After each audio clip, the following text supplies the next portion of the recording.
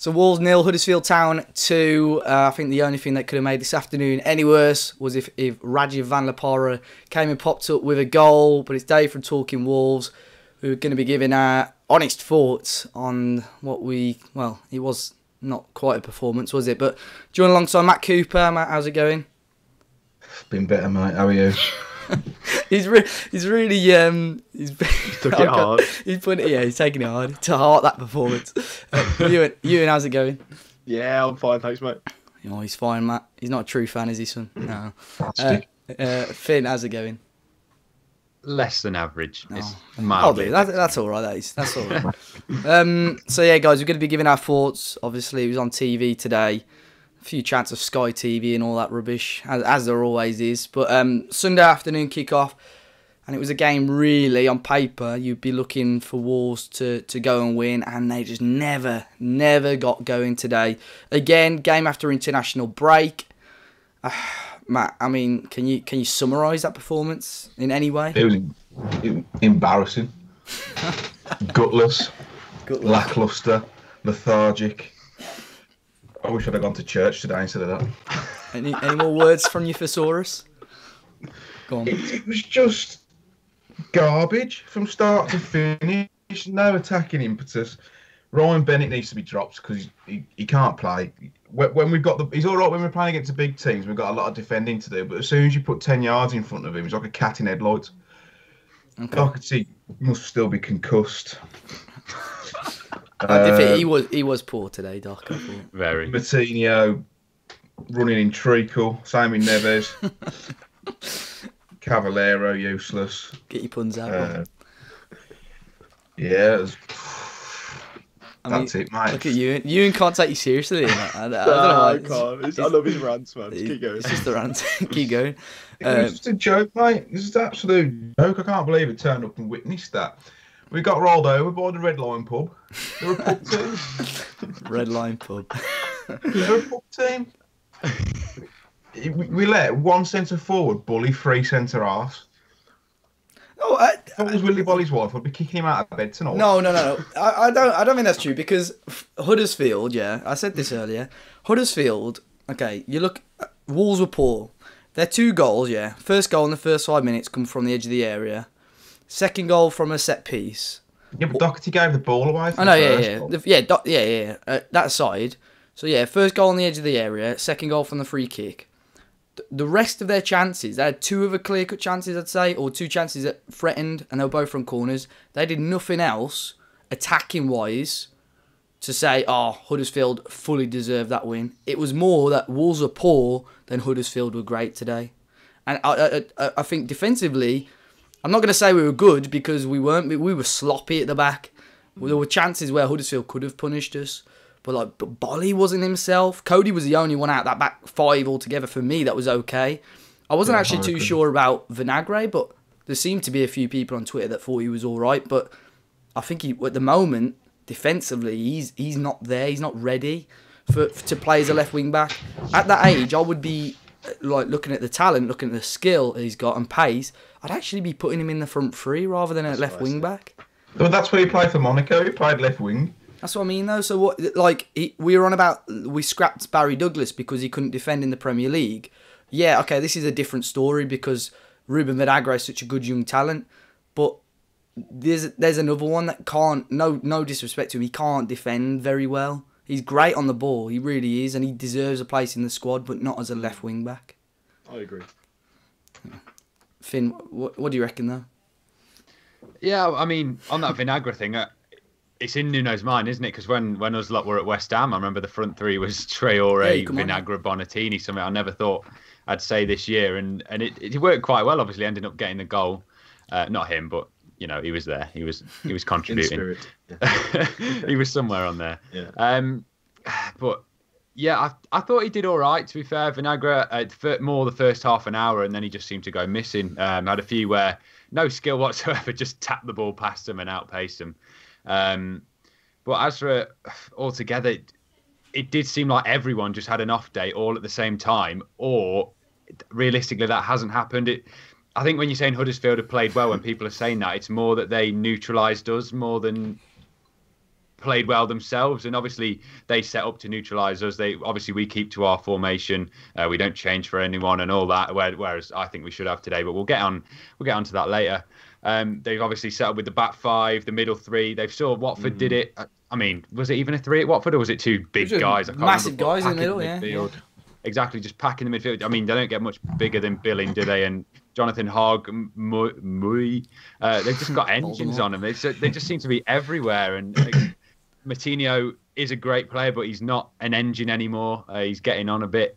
And that's why, and I don't want to go into it straight away, but a three in midfield in games like this, I just think it needs to happen. But I don't know what I'd... Yeah, I agree. That was you go to 5-3-2, yeah, 4-3-3. It's like that was the worry at the start of the season, though, wasn't it? The amount of people that said, "Oh yes, João Moutinho," but then where does that leave him and Ruben Neves? Because they're two similar players. And okay, it's worked for parts of this season, but the two games against teams that have packed out the midfield in Watford and Huddersfield. In both games, we've just come back from an international break, so we're going to be tired anyway, so we need to retain the ball. That's how Wolves play. That's how Wolves are going to succeed, by retaining the ball. And in those two games where you got two players or three players in the middle that stop Ruben Neves and João Moutinho from providing anything, they're the games that we've looked the worst in, and they're the games that we've lost at home this season.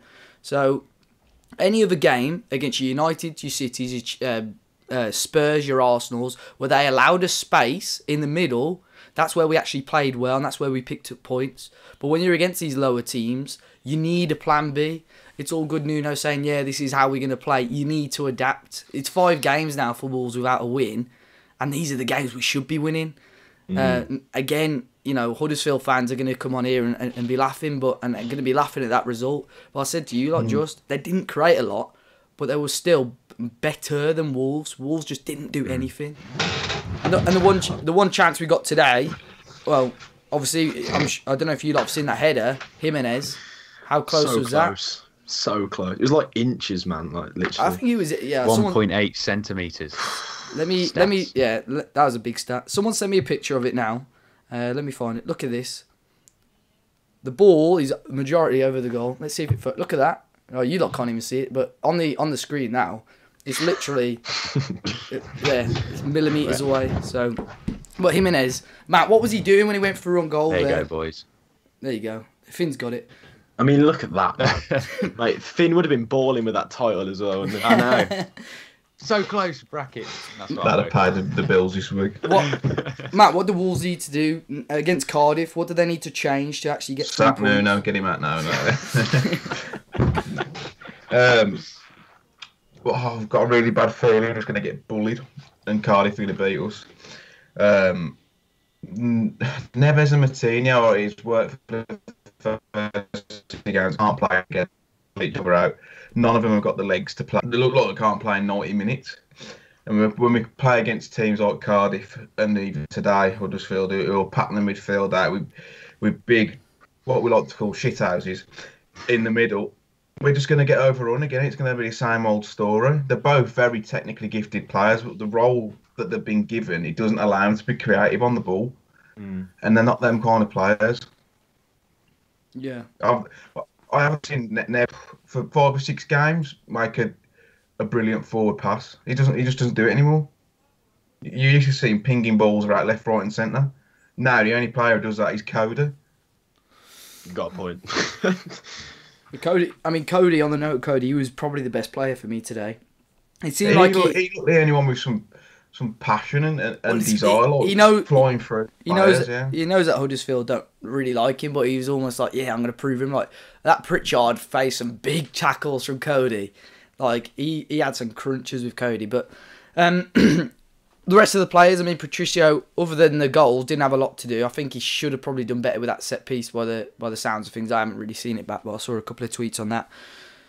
Bolly for me was sloppy. He was sloppy. The one he recovered well towards the end of the game where he just lets it bounce, doesn't he? Yeah, he's like the golden rule. To be fair, he didn't flick it over his head, and then he recovered well, but he shouldn't be getting into that position to start off with. But the amount of times the players were just so slow, they were just letting the ball run, giving Huddersfield possession back.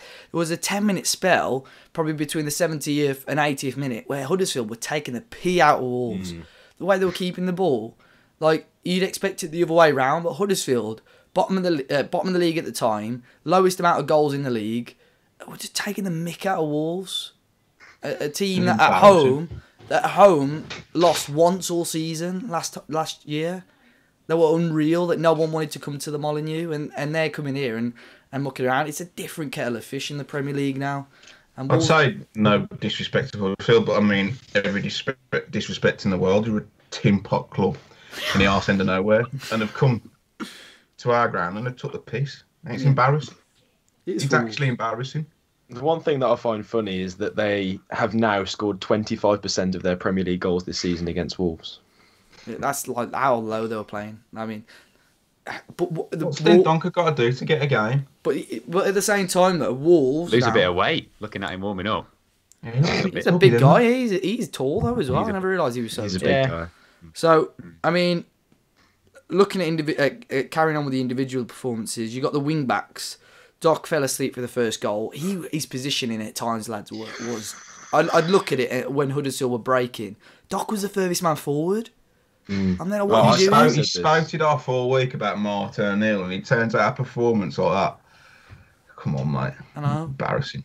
And then before people are commenting saying, "Oh, you're praising Doc and that," like last week. This game's different, completely different. And when you're losing games, you got to pick out performances. Doc since Leicester has been good. But today it was shocking. It was poor. Vinagre, I mean, as I said, defensively he wasn't brilliant, but going forward he actually created one or two chances. Neves and Matinho looked lost. Front three. Yeah. I mean, Jimenez did okay, but can I just say about Jimenez? I mean, I know obviously I like him and I think he's a good player, but what was he doing with that chance when he tried to come back? What on earth was that? There was nobody in the box, and he's tried to square. So he goes through on goal. Opportunity to shoot. He goes through on goal. And instead of shooting, he tries to cut back, and then he lays it across. There. He can't finish, can he? I don't think he's... It's because he's such a lovely boy. Here we and go. He had the conscience to take advantage. Here we go. It was a little bit of... He had a shandy. Shithousery for him to... With the guy down, he was like, he's down. I feel bad. You know what? I'll miss it. No. And I respect him for that. But it shows straight away Wolves need a forward, because if any other striker... Again, ruthlessness. Don't cry for him. But if any other striker goes through there, even if you're getting it on target and forcing the goalkeeper to make a save, you've done something right. You've done your job. You're getting a shot away. I'd like to see, I'm going to look at the stats now, because I'd be very surprised if Wolves had over 3 on target today. 3 or 4 on target. We had 2 shots. Genuinely, the Jota one when he saved it with his foot, and then Jimenez come close. That was the one. Oh, the one on the line, yeah. It's got to be 2 or 3. That's just pouring it against Huddersfield. No disrespect to Huddersfield. You can't slap £110 million price tag on a player and say you want to compete with Man City and then get beat 2-0 to Huddersfield. I mean, yeah. The stark reality of it, yeah, that's true. It's you can't. Those performances aren't acceptable. 110 million for Neves is absolutely ridiculous. Wolves had 12 shots, 3 on target. If it's a hands off warning. Yeah. It's definitely that. After today's performance. Oh, well, bloody £1 in. There you go. I saw someone earlier, they were like, I'll pay for his plane ticket or whatever. Okay, the bin. There's always one.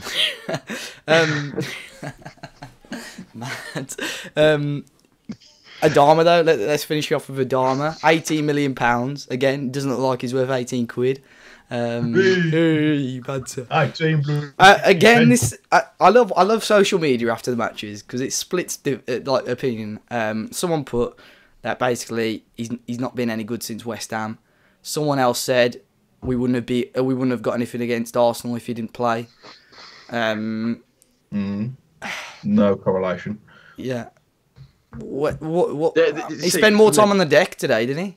Yeah, for me, when Adama comes on, if I was him in his shoes, he's not playing from the start, and I'd be thinking, right, what can I do to get into this team? And every single time he gets knocked off the ball or something, he has a little hissy fit about it, and he doesn't get back and track back and work to get the ball back. And if I was him, I'd be like getting back straight away, trying to win the ball, because you surely want to be impressing Nuno and not just stropping about and seeming lazy. Sorry, and also as well, he gets his head down too much. Obviously, he can run with the ball. We all know that. He's a big lad, but he gets his head down way too much. He just doesn't look up. And if he could do that, he'd be brilliant. But yeah, there's definitely some things missing with him at the moment. He's built, he's huge, but he just gets bounced off the ball. Exactly. He spends more time on the floor than a carpet fitter. Another one. So Matt, whose place is in doubt for Friday's game then? Nuno. Nuno, who we go again? Bennett. So the thing is now with Doc and Vinagre, they can play piss poor and you don't have to worry. Oh, you got Big Dom I We all the way haven't got enough depth. If I was Nuno, I'd go with a 3 midfield against Cardiff. He won't because he's stubborn, and that will be his downfall. It's all right. In Nuno, we trust. Fantastic. Yeah, he's a fantastic manager. The tactics work, but when they don't, it's shambolic, and he's too arrogant to change it. He's too stubborn. It needs changing. I hate to say it, but I mean, Ndai would be the perfect player to have in that Cardiff. We do. We need a big guy. That's the 2 or 3 the big transfers Wolves need to make is a striker, a big midfielder, and a wing back.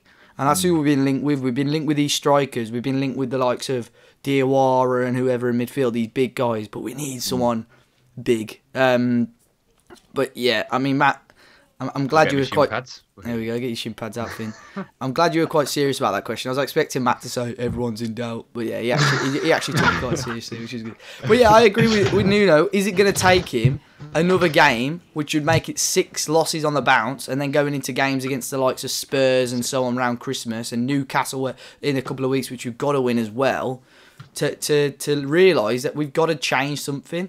I think the 3 in the midfield would work for Wolves. Whether you play Morgan Gibbs-White as a third midfielder or Leander Dendoncker as your third midfielder, Dendoncker to sit in front of the back 5, or Morgan Gibbs-White to sit behind the front 2. Gibbs-White was... Why are we paying 5 at the back at Huddersfield at home? We don't need to. A flat back 4 would have been fine. It would be nice sometimes just to take the shackles off, wouldn't it? And just go. Yeah, but who do you play in the middle to? Who do you play in the middle to? Yeah, that's the thing. We don't have the options. Cody can't play as a centre half with 2 centre backs. I'd have played Cody and Boller. Cody looks like he's put a bit of size on. He looks a bigger unit than he did last year, but I don't know. I hope we can just draw a line under it and it just not happen again. But it's so disappointing to get to places like Arsenal, Man United, get results, and then we lose to Huddersfield. It's just all the good work that we've done. Yeah. And dare I say that our wide players aren't good enough. That was one of the things today, though, because it seemed like they had 4 players. Literally, Cavill Costa got the ball, 3 or 4 were around him. But then you think, well, there's got to be space somewhere else. And then... It wasn't there wherever it is. They didn't get it wide or anything, didn't switch it quick enough, which you're so used to seeing. Get it one side, give it Neves, ping the other side, which we haven't seen for months now. But I don't know...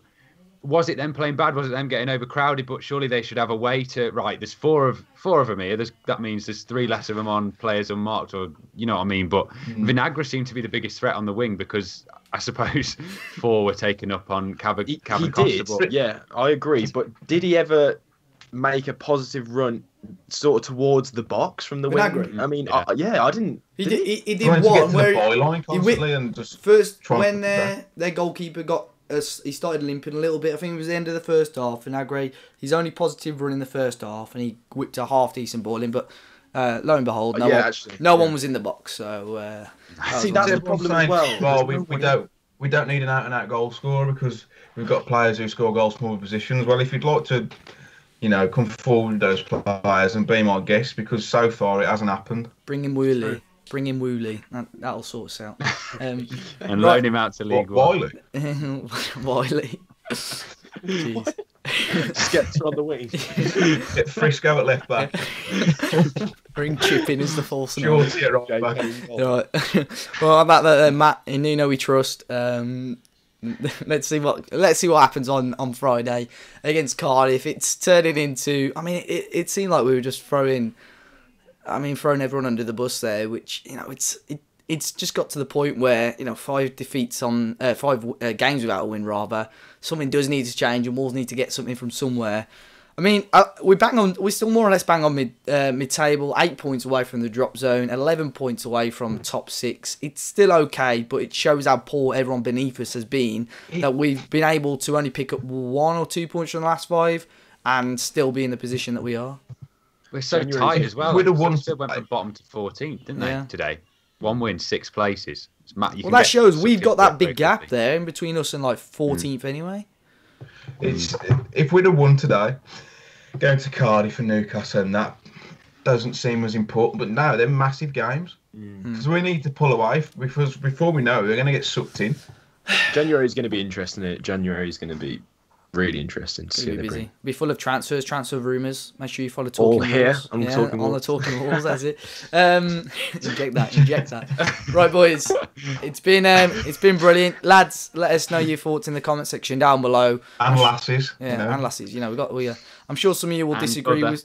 Yeah, there we go. And gender neutrals. All right. Bit too far now, boys. Come on. I'm sure some of you will disagree or agree with some of the points. Let us know the ones you do. Match preview for Cardiff coming up. Maybe a couple of bonus videos this week as well. But until next time, guys, make sure you smash the like button. Subscribe to the channel if you're new. Follow us on the socials. And we'll see you all very, very soon.